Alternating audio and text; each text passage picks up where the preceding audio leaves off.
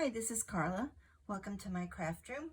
If you're new, welcome for the first time, and if you're coming back, thanks so much for stopping by to see what I'm up to.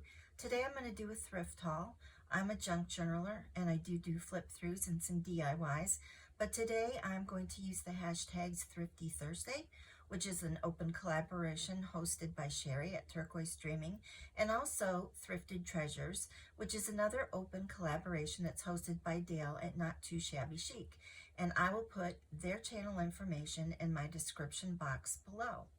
This past weekend, I went to a parking lot sale at one of our favorite antique malls. That's my daughter and I.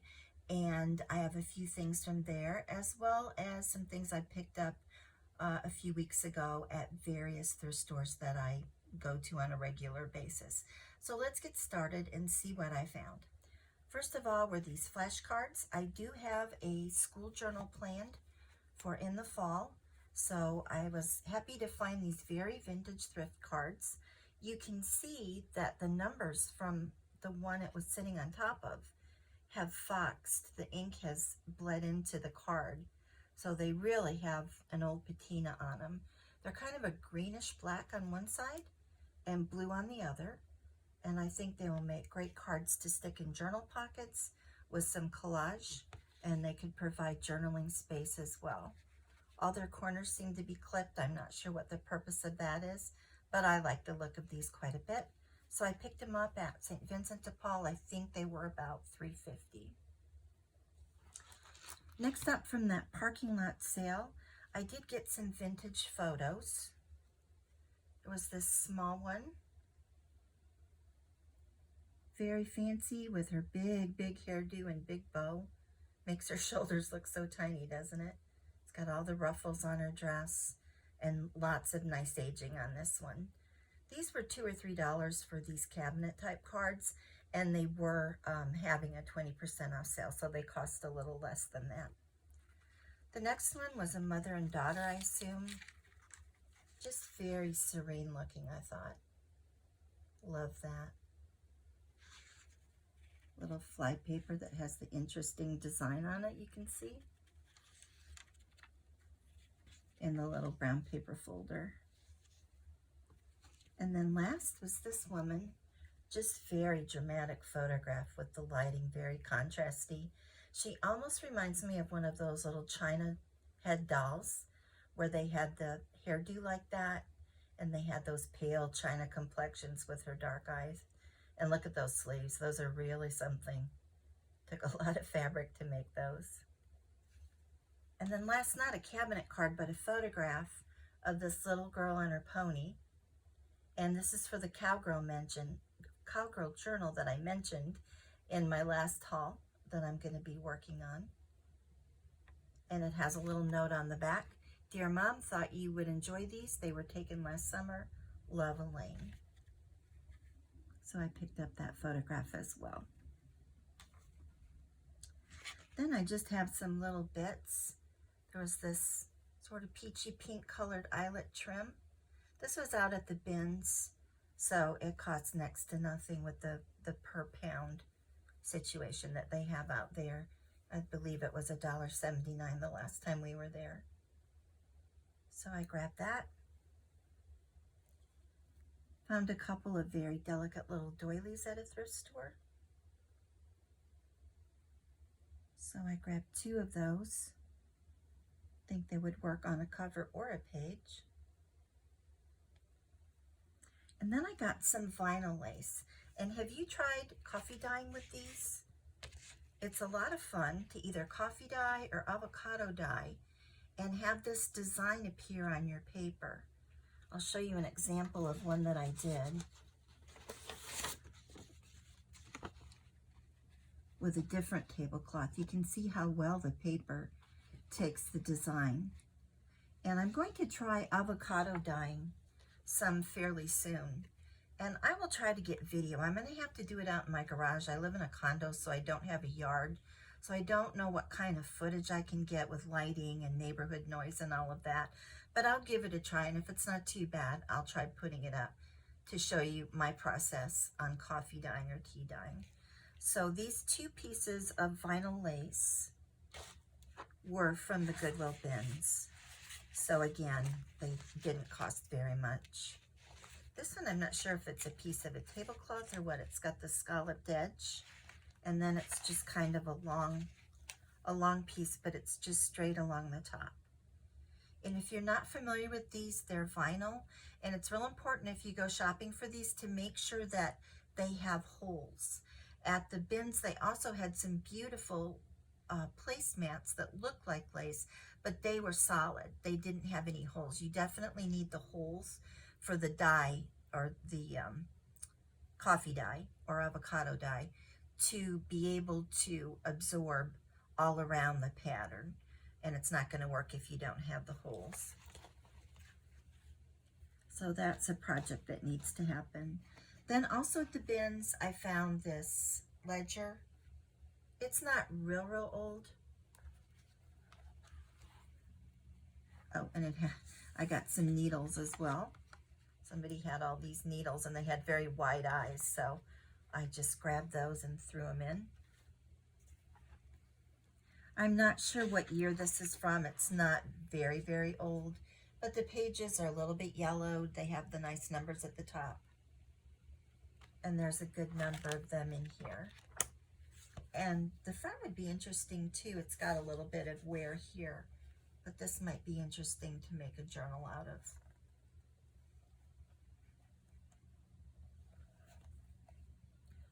Also from the bins, I just got this random sticker sheet. I love anything with alphabets on it. I like the colors and the kind of nature plants like growing around the letters.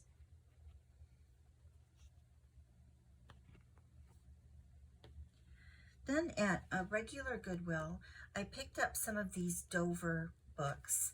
I'm not sure if you're familiar with them. If you're new to junk journaling, you may not be, but Dover makes this whole series of books of images, and people don't use them so much anymore because the old days of cut and paste clip art have gone digital.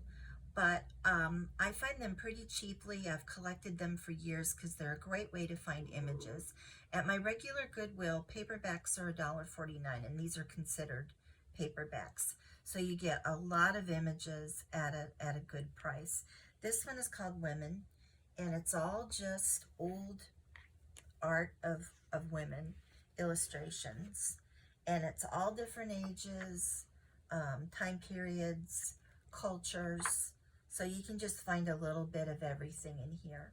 Now, I already have this book, so this will be my second copy, which means I can now fussy cut if I want to. But when I got my first copy, I paid full price for it at a Barnes & Noble, and I would either photocopy or scan images from it. When you scan or copy, you can change the size, and that's a nice thing. And I just thought I'd show you a couple of things that I have done with images in here. This large image of this woman, I just loved her serious expression on her face. So I did copy that, and I did this Rolodex card, collaged Rolodex card. I have an old Rolodex, and I occasionally do these. And you can see that she's not just black and white. I've got some aging on her. You can either print it on tea dye paper or coffee dyed paper. You can use a little bit of distress ink. Or if you're a good artist, you can watercolor or pens, whatever you have, colored pencils, watercolor pencils. So to me, these black and white images aren't boring. I can change them if I want to. And sometimes I really like the contrast between the black and white image and all the color that goes around it in a collage. So there's one way I use one of the images. And then the other image that I was going to show you is this hand. And I used that in an altered book that I made some time ago.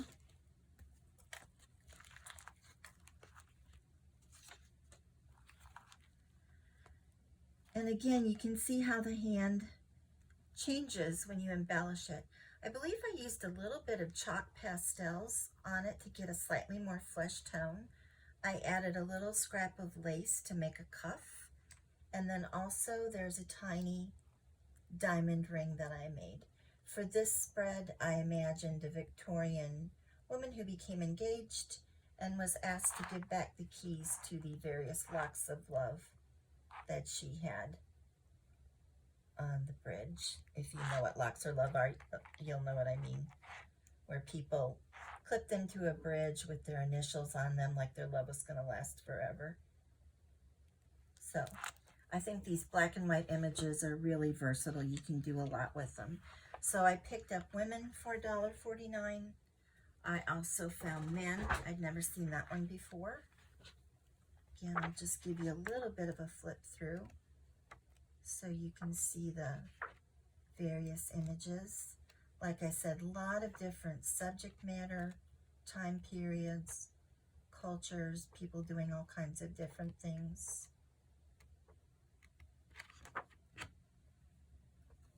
And then last I found music, and I've not had that before or seen that one before, with just lots of musical instruments and people playing music, choirs, organs, just everything. So lots of wonderful images that you can then take and play with. And they do say copyright free. So you can do all kinds of things with them. The next thing I got was this pop-up book. I saw somebody haul a pop-up book and I thought it was just beautiful, and they take me back to my childhood. I loved pop-up books, and Wrigley's Gum did a series of ads for the Wrigley Zoo in Jack and Jill magazine. If you remember those, comment below. It was a lot of years ago. But they were just these fun little pop-ups of animals. I had one that had a little cave in it, and I took out little figurines and tiny, tiny dolls, like little Polly Pockets, and played with that scene. I just loved it. So for me, this book was pure nostalgia. It sits on top of my printer in my craft room, and there are 4 different scenes. I'll try to show you those. We'll see how that works. We've got the tulips. And the book has these little elastic ties that come around, so it holds down the scene when you have it open. So tulips for spring. This is the butterfly garden. This is one of my favorite. And this is the one I've had open on top of my printer. And I have... let me see if I can find it. I've made a mess here already. If you remember if you saw the video where I made a playing card fairy, I think this makes like a perfect little home for her. This is too big for this, showing it this way. But anyway, I have her standing in there. And she just looks really good in this scenery. And if you have a child that you still need to entertain a little bit this summer, a grandchild, a niece, your own child, and you'd like to know how I made this playing card fairy because you'd like to make one too, I have a video for that, and I will link it down below. Let me show you the other scenes. I just love the magic of a pop-up book. It's like such a surprise. This one's very pretty too, with all the hanging flowers. And it's got the hummingbirds.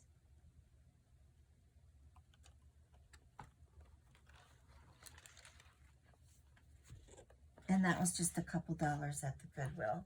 Paper Blossoms, Butterflies, and Birds by Ray Marshall, if you're interested in that book.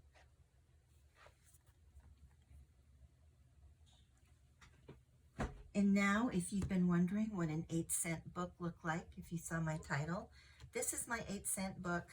It was at Vinnie's. I got excited when I saw the cover. I thought, oh, it's going to be full of all these really pretty old postcards. Even though I can't read Italian, I figured cartolina meant postcard. And I was a little disappointed when I opened it up because there was no color. It is just all black and white. But as I took a look, I really liked them, and they're postcard size for the most part. There's scenes of towns, of people, vintage looking writing, and I realized that I could very quickly make my own postcards with these. I could fussy cut them, add a backing. I have all kinds of postal stamps that I collect, old postage stamps, postage stamp cancellation marks. I have a whole collection of that. So I decided to go ahead and get it. I took it up to the counter expecting it to be a couple dollars, which is their usual book price. And as the guy was ringing it up, I noticed that it was 10 cents. And this is their tag, so it wasn't marked for a garage sale or something else like that. I have no idea why it was only 10 cents. And actually they had 2 other discounts going that day for seniors and for the construction that was going on outside their main road. So it wound up costing me $8, 8 cents, I'm sorry. I can't believe it was 8 cents. So I couldn't pass that up, could I?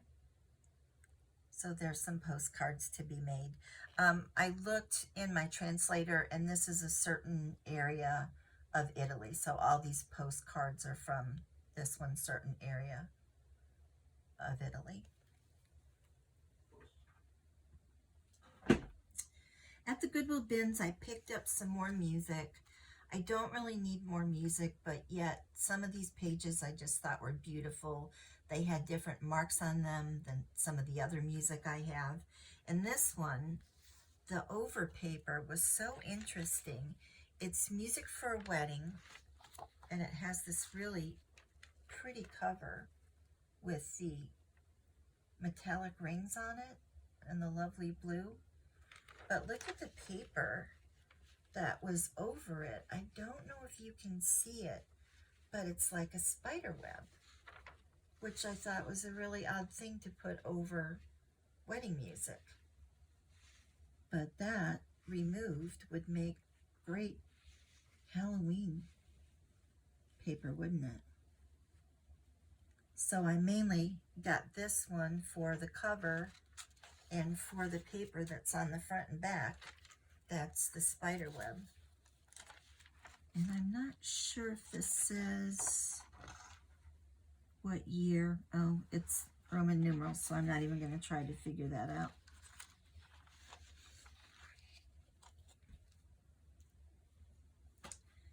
Then I got the Bach album. Again, all the music was from the Goodwill bins, so it's that per pound situation.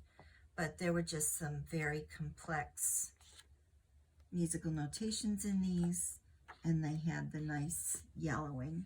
There's already so much patina. So I got the Bach album, and then First Lessons in Bach.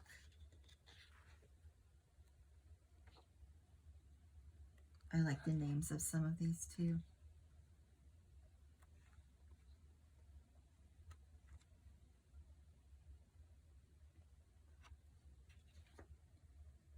And then this one on Chopin. This one's pretty heavy. It's a whole book. This ran up my bill a little bit.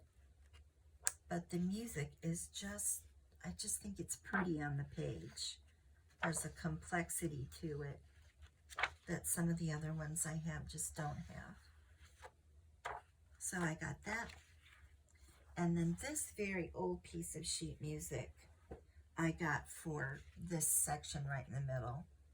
It's just beautiful blue, and that will probably be cut down and added to a journal. It's pretty rough around the edges. As you can see, it's pretty fragile, so this will probably have to be mounted onto something else. The music itself isn't too special, but this is the Peasant's Frolic.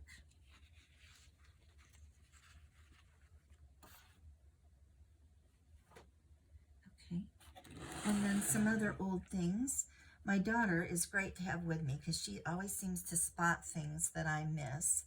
And she saw this little booklet that's Cornwell's Improved Self-Fitting Chart for Cutting Ladies, Misses, and Children's Dresses. And as I've mentioned before, I have a journal planned for the fall called Autumn Seamstress. and the colors are just perfect. I particularly love this back cover. I will definitely be using that in the journal because there will be a lot of these fall greens and oranges in it. And again, it's in poor condition. It's falling apart, so I won't feel too badly about taking it apart. But it has a lot of good pages of patterns. Great patina. So this was just a couple dollars at the Vinnie's.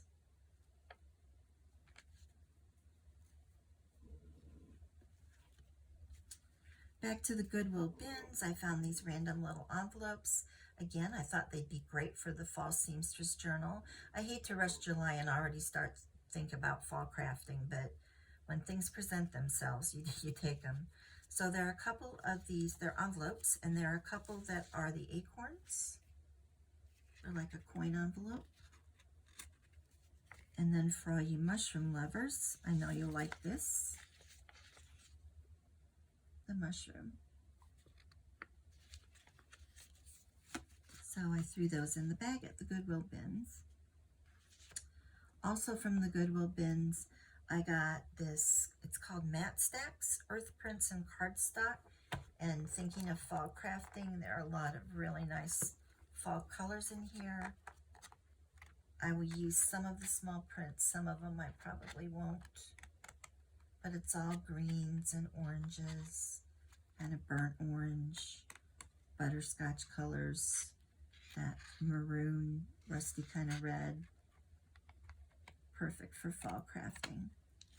So that went in the bag as well. And then I found these stamps, and I have one of these splatter stamps, but this one's smaller. And I like these to add an aged look to tags and things like that. You can just randomly stamp if you dip in Distress ink. Or I even did, in the Patriotic Journal, I even did some blue splatters on the back of one of the tags. This was $2 for the 4 stamps, and they're all these small little prints. And this one and this one in particular are those splatter prints. This one looks more like tiny little circles and polka dots. But I thought that was great for $2 to just give me a variety of aged looks so it can look more random.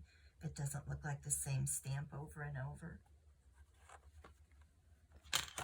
And then the last thing I have for you today is a little project that I did. I want to do a video on how I did it, but I got these little, what are they called? Wood shapes, floral wood shapes by American Crafts, I believe is AC. I got these at a thrift store for about $1.50 for the package. And all of these little wood florals were in there.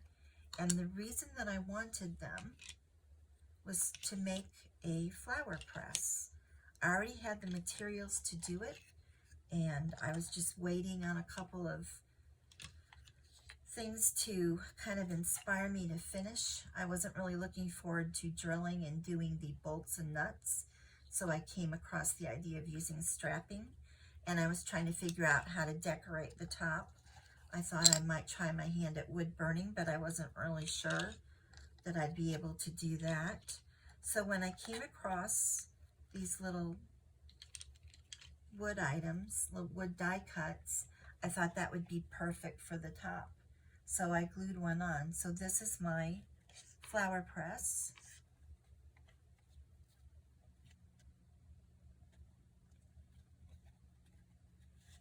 With the wood chip on top. And I have a lot left for other projects. I'm hoping to do a DIY on how I did this. So if you're interested in that, leave me a comment below. Thanks again for joining me today, and I'll see you next time that I have a haul or a journal to show you. Bye.